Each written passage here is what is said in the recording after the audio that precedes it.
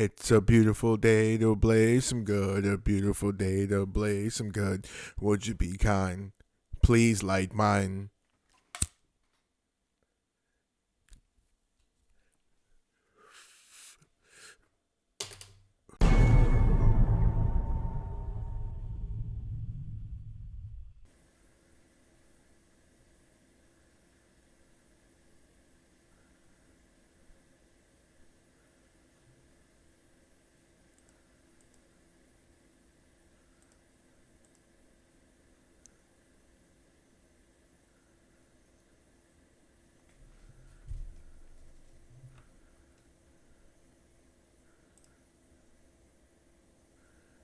All right. And welcome to Greens and Beans. Um, New episode, of course. Now, before we get started with anything, first thing is first. Of course, roll up. That's first things first. Roll up is very essential. Secondly, of course, get your coffee going. Now, if you noticed in last week's episodes, this is one of my showcased one coffee that I was drinking. And what I'm going to do is each week I'm going to test a different one. And this month is cheap coffees. So the first one was chock full of nuts. I don't know what this one is. I'm going to put it in the video. You'll see it in there later. The one from chock full of nuts is all right. It's definitely better when you have milk and sugar in it. So for that, I give it pretty much a low grade because it doesn't really taste that great when it's black, and that's what you want. And so far, the standard for me is Nescafe. That one I drink black, and it tastes good black. Of course, more than likely just because I'm used to it as well. So there's that. All right, and lastly, of course, subscribe. The subscription is very much so essential to the growth of the channel. So, if anything, go ahead and hit this little subscribe button. I mean, it helps if you comment and like on it, but I don't give a fuck. Just to subscribe, So, hit the fucking subscribe button, yo. What the fuck, yo? Fuck. I mean, these people watching and watching the shorts, not even the long forms. I get more information on long forms, but I mean, watch. It's all good, but at least maybe give me a subscribe. If 800 people watch one of my shorts, maybe those same people could, get me a lot quicker to my goal of 1,000 subscribers. Obviously, monetization is main goal. So,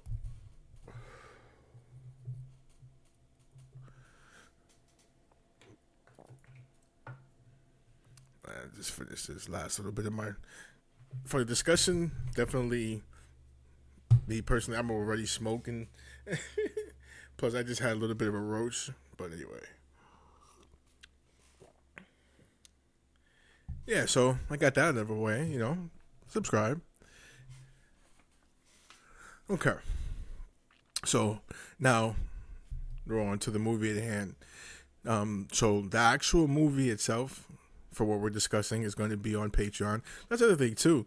I don't always mention that, but these episodes, half of it is on YouTube. The other half is on Patreon. So, just a little $5 a month, and you get to see the actual movie that we're discussing and other stuff. I gotta upload some. I gotta flipping the sample episodes. Also have a couple episodes of Laughing with Ghosts. The first episode, one of the episodes gonna be up there is episode on Teddy Ray, and then also the next one after that's going to be Greg Giraldo. So Teddy Ray will already be up there. Greg Giraldo's coming next week. And there's going to be tons of more stuff. But anyway, so when I pick a movie for the podcast, right, I don't really look to see if they connect to other movies that I've picked in the series. But there seems to be something that connects them in some way, right? Now, in the last episode, we talked about The Wizard of Oz, and I mentioned how it connects to the movie Titanic. I said I was going to showcase the movie, wasn't going to showcase the movie because it seemed like a pompous attempt to hide the real meaning behind the event with a silly love story, right? Well, the movie in question, Amsterdam, is sort of the same thing, right?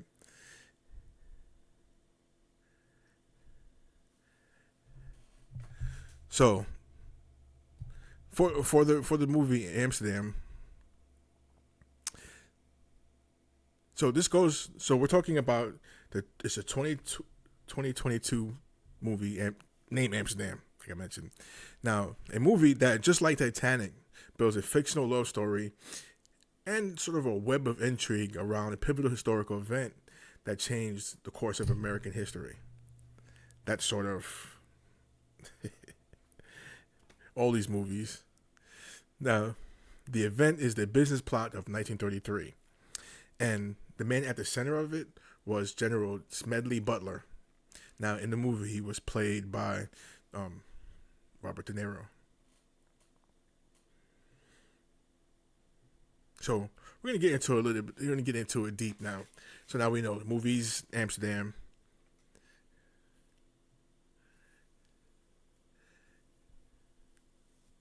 So first, right, let's set the stage. Now, the movie Amsterdam is set in 1933, right, and it follows two World War I veterans, Burt Berenson, played by Christian Bale, and Harold Woodman, played by John David Washington. Now, Burt is a doctor with a glass eye and a back brace, constantly experimenting with mind-altering medicines to get through the day.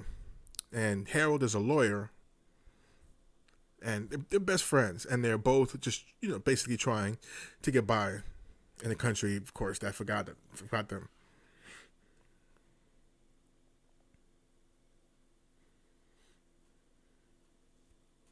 Now, the two served together in the war, and during their recovery, they met a nurse named Valerie Vose, played by Margot Robbie. Now, the three become inseparable friends. Inseparable. I'm having a problem with that word. The three become inseparable friends, living in a hedonistic life in Amsterdam after the war. But back in New York in 1933, Burt and Harold are asked by the daughter of their former commanding general to investigate suspicious death. And when the daughter is murdered, Burt and Harold becomes the suspects. Now they go on the run, reconnect with Valerie, and stumble upon a massive conspiracy. And the conspiracy, it's a business plot, an alleged plan by a group of wealthy businessmen to overthrow President Franklin D. Roosevelt and install a fascist dictator in his place. The movie builds to a climatic scene where General Dillenbeck, played by De Niro, exposes the plot in a public speech. Right now, he survives an assassination attempt, and the bad guys are handed over to the authorities. Now, the film ends by telling us that the plotters all got away with it, and Dillenbeck's career was ruined.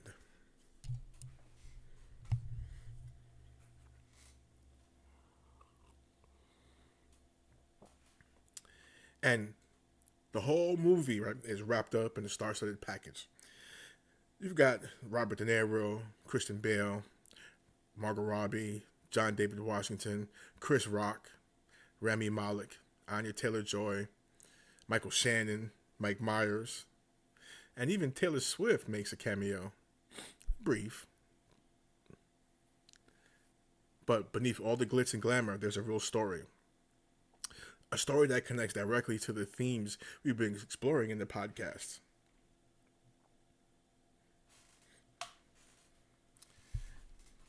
So, the real history, the business plot. Who was General Smedley Butler? And what actually happened? Now, Smedley Butler was a retired Marine Corps general. And at the time of his death, he was most decorated Marine in U.S. history. But he was also an outspoken critic of the war and American imperialism. He famously called himself a racketeer for capitalism and said he spent most of his military career serving the interest of big business. And in 1933, something happened that would cement his legacy, even though most people never heard of it.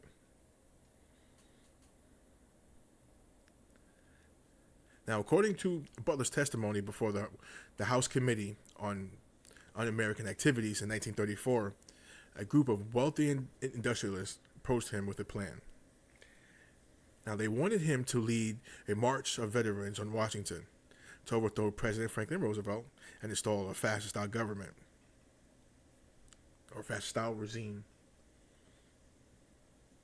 Now, the plan was to create a new position, Secretary of General Affairs, and Butler would essentially become the dictator of the United States. Now, we learned from our last episode of The Wizard of Oz about the clandestine meeting on Jekyll Island where bankers created a new economic system, the Federal Reserve, and took us off the gold standard. See, what we didn't talk about is how the system was facing its major challenge in the 1930s. The Great Depression, FDR was taking the dollar off the gold standard, and he was pushing the New Deal. And the banking elite, robber barons, they were all terrified.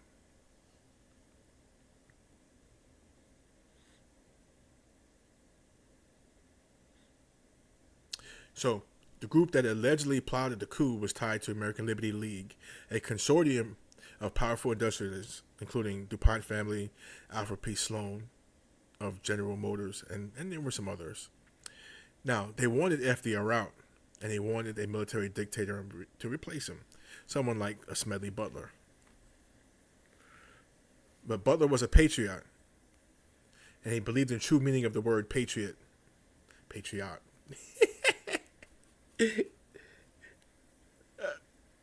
Patriot. Smedley Butler was a patriot, not patriot. And of course, like I said, he really believed in the true meaning, and he would not play along.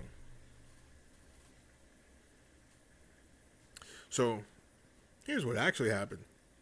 In 1933, a bond salesman named Gerald C. McGuire, a World War I veteran and a commander of the Kinetic American Legion, approached Butler at his home in Pennsylvania. Now, McGuire told Butler that he had $30 million to spend, and he offered Butler control of 500,000 veterans, the bonus army, and they would basically march on Washington to carry out the coup. He even offered to pay off Butler's mortgage. So he offered him $30 million, control of 500,000 veterans, pay off his mortgage.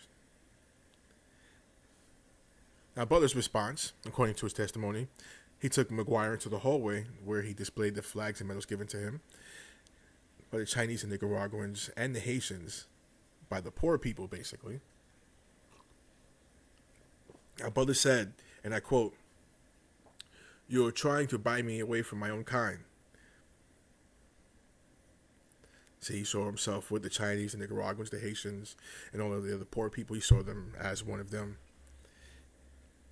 And of course, after that, he basically told McGuire to kick rocks. Now, Butler did go public. He testified in front of Congress, and he told the whole story. Now, the committee's final report concluded that there was no question that these attempts were discussed and planned and might have been placed in execution when and if the financial bankers deemed it expedient. But the media ridiculed Butler. The individuals involved all denied it. The story was buried and Butler's reputation was ruined. So the only thing Smedley Butler did was slow down the plans for the New World Order. Because the bankers, they had plans and backup plans. And they were basically in this for the generations and passed down the conspiracy generationally.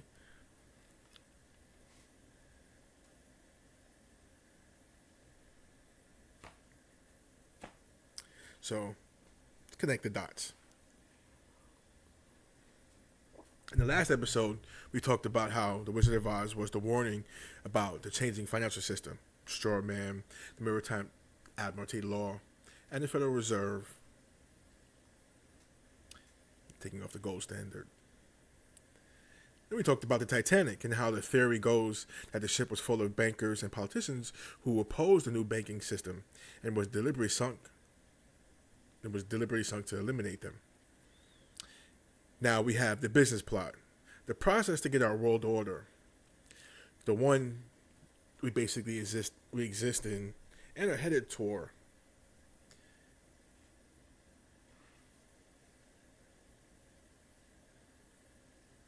Now, the events surrounding the story of Smedley Butler, the Wizard of Oz, the Titanic, were some of the most important steps to bring that about. Now, why? Why is that? Because it basically changed the financial world order, right?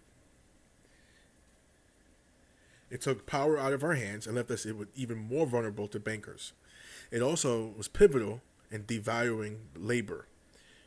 Also, and even devaluing the dollar itself. Now think about it. The gold standard, gone. The dollar, basically now a fiat currency, backed by nothing but faith. The average worker worth less. Worth less. Worth less. I'm going to keep saying that.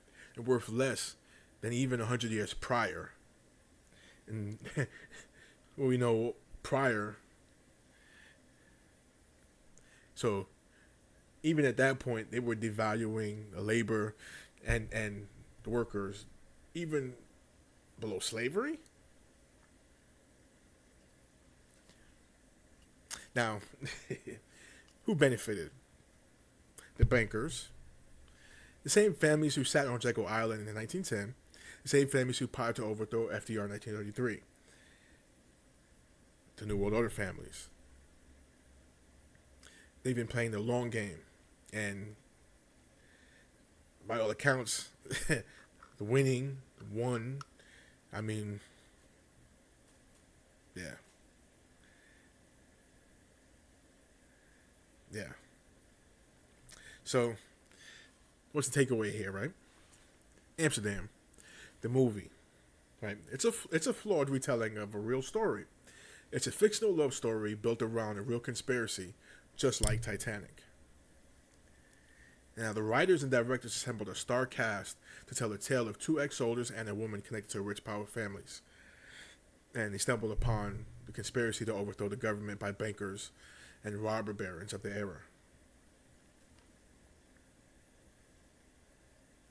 Now, the movie was actually good. The movie was actually really good. And it had a super cast of strong actors. I mean, you had Robert De Niro embodying Smedley Butler. But outside the true meaning of it, the movie is entertainment. And maybe, just maybe, that's the point. Because the real story is too dangerous to tell plainly, right? I mean, you have to wrap it all in a love story. You have to hide it behind A-list actors and beautiful cinematography.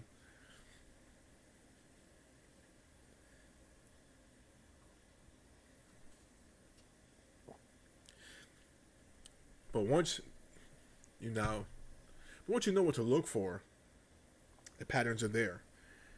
Patterns are every movie. It's all a tapestry, one tapestry. And the connections are from The Wizard of Oz, the Titanic to Amsterdam. It's a long story about bankers, the elite, and the slow erosion of American sovereignty. Now, Smedley Butler, of course, tried to warn us, but nobody listened. And now we're living in the world they built.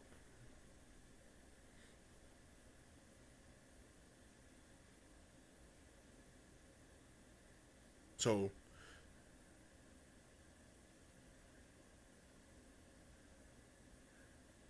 the steps they've taken, each time period, right, was to advance the agenda. And just highlighting that in these movies, just three of them,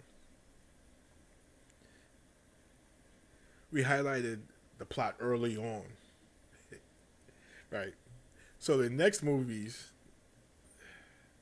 are sort of an end game.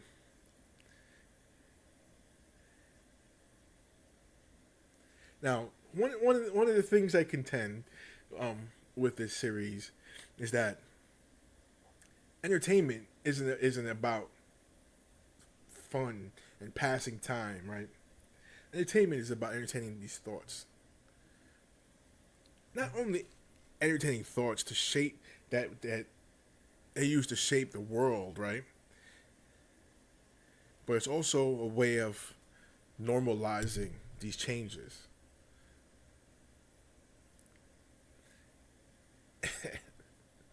And that's how they're able to advance their plot, because as you push a social change, you know, through normalization, they're able to advance their plot. And a lot of it has to do, again, movies, media, like news, and back in those days, it was the radio and it was newspapers, and then eventually television and newspapers, and now we're just all the way up to the internet. No newspapers, barely any TV. Everything is internet, and everybody's inundated 24/7, 24/7 inundated. And you see, that's go back into another movie. Let's go back to Rampage, right? As we see in that movie, the protagonist of the movie was inundated 24/7 with these political messages, right? And I surmise through, I mean, also, you got to be a pretty shitty person to want to pull off a sort of such a plot. But it was very heavily influenced by what was presented through constant drubbing of this information.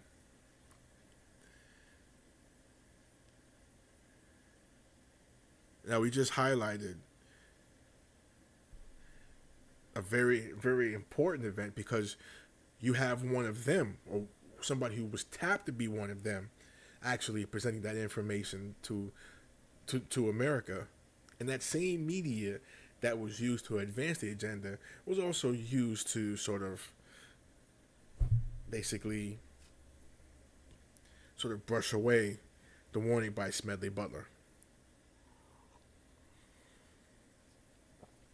The next movies, great movies to watch, by the way, but the concepts and how they actually apply to what's going on in real life is so fucking scary. And again, all of these movies just show you a part of the process. Now, I would definitely say go back and watch Amsterdam, not just for the political message, but just it's really a good movie. I was surprised. I've been, as far as like movies that I actively go out and watch and actually love, it's mostly like superhero movies and shit. You know what I'm saying? I don't really give a shit about. I mean, there haven't been too many good comedies that's been. I mean, they haven't. The last good comedy I watched was like Hot Tub Time Machine 2 or Horrible Bosses 1, 2 was alright, but Horrible Bosses went off the wall. And then you have actually the one with Kevin Hart and Cam Patterson was pretty good. That was actually fun. But other than that, the action movies is nothing but people killing other people. And a lot of times, you're watching. it's just real weird. But yeah, I really scary shit. This is real scary shit. Anyway, day is long, sun is hot. Might as well smoke if you got some pot. I'm out. Oh yeah, and by the way, when you look at the movies on Patreon, apologize for the closed captions. Only version I can find that'll play correctly has closed captions, so